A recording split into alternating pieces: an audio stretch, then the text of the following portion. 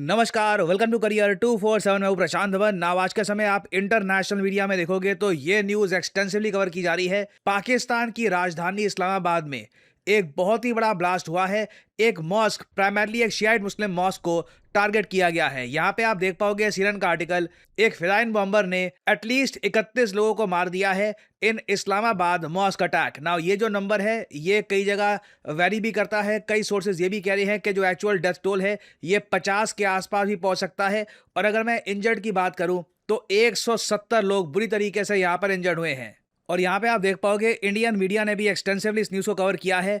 31 killed, 169 injured in suspected feline blast near mosque in Pakistan. और अगर यहाँ पे आपका सवाल ये है कि हाल ही में पाकिस्तान में बहुत सारे ऐसे अटैक्स हुए हैं, बलूचिस्तान लिबरेशन आर्मी ने पाकिस्तानी आर्मी को काफी चोट पहुंचाई है, तो क्या ये बीएलए ने किया है? तो इसका आंसर है नहीं। ये जो अटैक हुआ है ये बलूचिस्तान लिबरेशन आर्मी ने क्लेम नहीं किया है।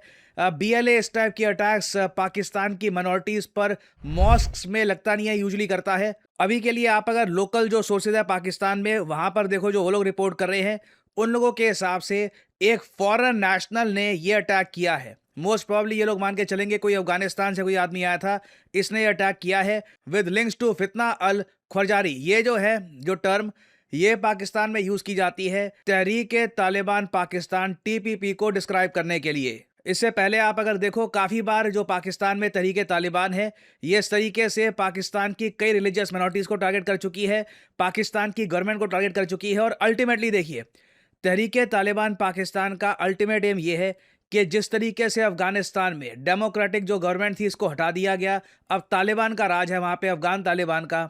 सिमिलरली ये लोग चाहते हैं कि पाकिस्तान में भी एक दिन जो भी डेमोक्रेसी के नाम पे या मिलिट्री डिक्टेटरशिप के नाम पे जो भी आज के समय राज है ये खत्म हो जाए और कंप्लीटली एक पाकिस्तान तालिबान टेक ओवर कर ले पाकिस्तान पर। उस पर्टिकुलर केस में मैं आपको बता दूं, जो न्यूज़ आज के समय आपको देखने को मिलती है ना, अफगानिस्तान के लड़कियों की एजुकेशन बंद कर दी है, वो स्कूल नहीं जा सकते, आप म्यूजिक नहीं प्ले कर सकते, बहुत सारी रिस्ट्रिक्शन लगा दी गई है आम सिविलियंस पर। सेम सिनेरियो देखने को मिलेगा अल्टीमेटली इन पाकिस्तान अगर तहरीक तालिबान ओवरटेक कर लेता है पाकिस्तान को। और अगर यहाँ पे आपका सवाल ये है कि जो ये पाकिस्तान तालिबान है ये जो शिया माइनॉरिटी है पाकिस्तान में इनको टारगेट क्यों करता है? क्योंकि आपको पता होगा इस्लाम में दो मेन सेक्ट हैं, एक शिया मुस्लिम्स, दूसरे सुन्नी मुस्लिम्स। पाकिस्तान में 80 to 85% आपको सुन्नी मुस्लिम्स मिलेंगे, बहुत ही कुछ अब कम परसेंटेज बची है शिया मुस्लिम्स की। नाउ जो ये पाकिस्तान तालिबान है ये लोग बिल्कुल हार्डकोर तरीके से अपने रिलीजन को फॉलो करते हैं, मतलब बिल्कुल कट्टर आइडियोलॉजी। और इन लोगों का ये मानना है कि कोई भी सेक्ट जो मेन इस्लामिक थॉट से हल्का सा भी डिविएट करता है इन लोगों के हिसाब से तो उसको ये अटैक करना स्टार्ट कर देते हैं। आप अफगानिस्तान में भी देखोगे सेम केस देखने को मिला था। नाउ ये जो अटैक हुआ है ना पाकिस्तान पर, ये माना जा रहा है बहुत ही ज्यादा निर्णायक हो सकता है पाकिस्तानी मिलिट्री का एक मन बनाने में कि इवेंचुअली ये लोग हो सकता है कि अफगानिस्तान में एक ग्राउंड ऑपरेशन की तैयारी करना स्टार्ट कर दें। क्योंकि पाकिस्तानी मिलिट्री काफी बार कह चुकी है कि जो भी अटैक्स हो रहे हैं पाकिस्तान में ये ओरिजिनेट करते हैं फ्रॉम अफगानिस्तान। और अगर मैं आपको नंबर्स दिखाऊं, देखो साल 2019-20 के आसपास जो टोटल सिविलियन डेथ्स थी आतंकवादी इंसिडेंट्स में, ये रफली आप कह सकते हैं 150 के आसपास रहती थी ऑन एन एवरेज। ये पिछले कुछ सालों में डबल ट्रिपल हो चुकी है। साल 2022 में आप अगर देखो 230 सिविलियन मारे गए, साल 2023 में आप देखो तो 400 सिविलियन मारे गए, साल 2024 में ऑलमोस्ट 600 और साल 2025 में तो 650 सिविलियंस पाकिस्तान में मरे हैं बिकॉज ऑफ दीज अटैक्स। और अभी तो नया साल बस स्टार्ट ही हुआ है। ऑलरेडी हम देख रहे हैं कि अभी जो लेटेस्ट अटैक हुआ है यहाँ पे मृतकों का आंकड़ा आप अगर ऐड कर लीजिए ऑलरेडी सिविलियन डेथ्स में तो 100 लोग पाकिस्तान में ऑलरेडी मारे जा चुके हैं। और हो सकता है ये पाकिस्तान के लिए बहुत ही ज़्यादा खराब साल हो। सिविलियन डेथ्स अगर इसी तरीके से बढ़ती रही कोई बड़ी बात नहीं है, 800 से लेकर 1000 हो सकती है। अगर मैं बात करूं सिक्योरिटी फोर्सेस के डेथ की तो पिछले साल 1200 पाकिस्तानी सिक्योरिटी फोर्सेस के लोग मारे गए थे। बलूचिस्तान लिबरेशन आर्मी भारी नुकसान कर रही है पाकिस्तान की सिक्योरिटी फोर्सेस का।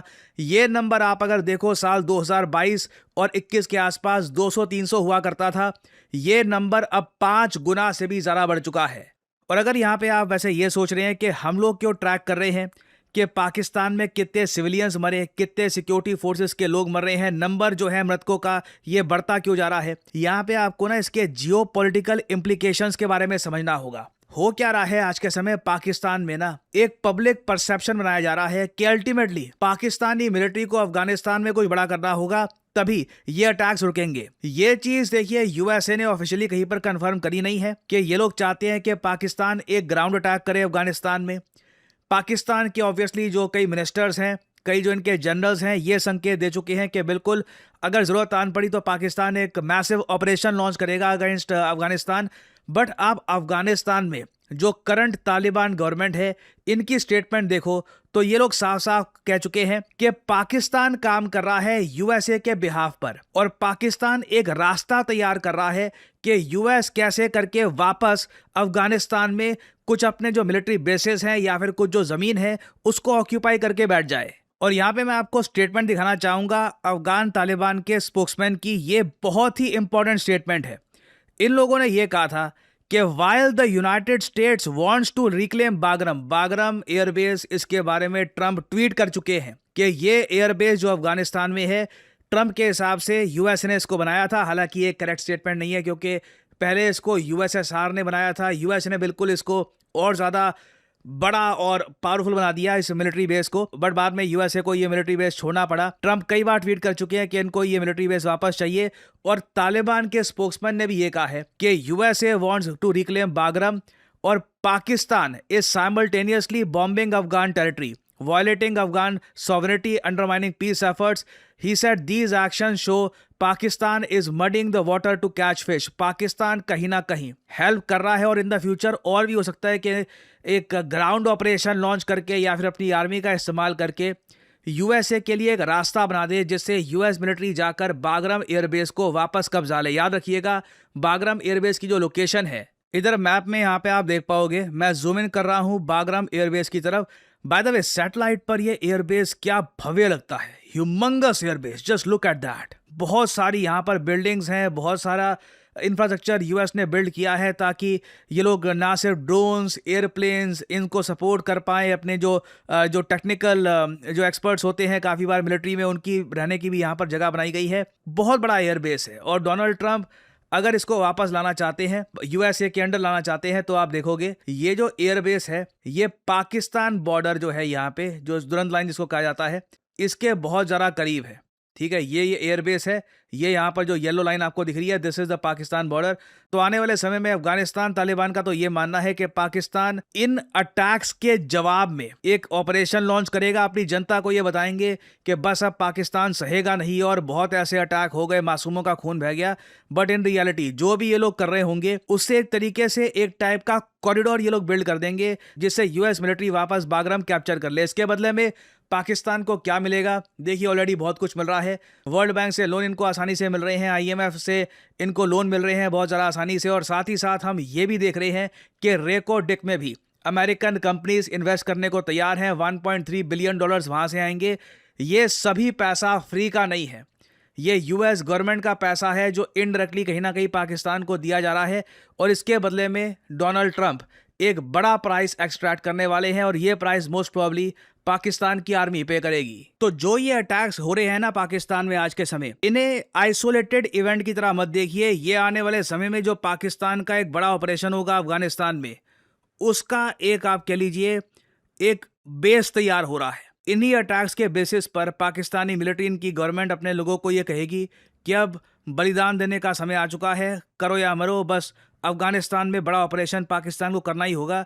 सो ये होगा, एंड आई गारंटी यू इस टॉपिक पर भी फ्यूचर में मैं वीडियो लेके आऊंगा जब ये इवेंचुअल इन्वेजन पाकिस्तान लॉन्च करेगा। और ये मेरे हिसाब से परहैप्स पिछले 20 सालों का अगर हम देखें सबसे बड़ा जियोपॉलिटिकल इवेंट हो सकता है इन आर रीजन। कुछ अपडेट्स होंगी ऑब्वियसली, मैं आपके लिए अपडेटेड वीडियोस लाता रहूंगा। फाइनली यहाँ पे आप लोगों से मैं क्वेश्चन पूछूंगा। क्वेश्चन ये है, हाल ही में वो कौन सा देश है जिसने BRICS centre for industrial competencies को ज्वाइन कर दिया है? इससे देखिए मैन्युफैक्चरिंग को काफी बल मिलेगा, स्पेशली जो छोटी कंपनियां होती हैं एमएसएमईज, उनको काफी सपोर्ट मिलेगा। बताइए हाल ही में किस देश ने BRICS centre for industrial competencies को ज्वाइन किया है? ये है यहाँ पे आपकी ऑप्शंस, भारत, ब्राजील, रशिया या फिर यूएई। कमेंट सेक्शन में करिए उत्तर। जो लोग देंगे सही आंसर उनकी कमेंट को मैं दे दूंगा हार्ट, ताकि बाकी लोग समझ पाएं कि सही उत्तर क्या है।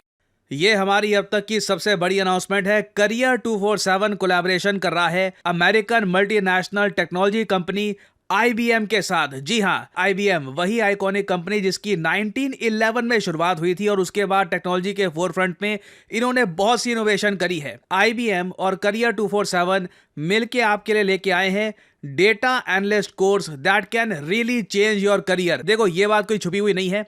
भारत में 92% जो एम्प्लॉयर्स हैं, जो लोग जॉब्स के लिए कैंडिडेट्स को स्क्रीन करते हैं, 92% देखते हैं कि किसके पास एक प्रोफेशनल सर्टिफिकेशन है।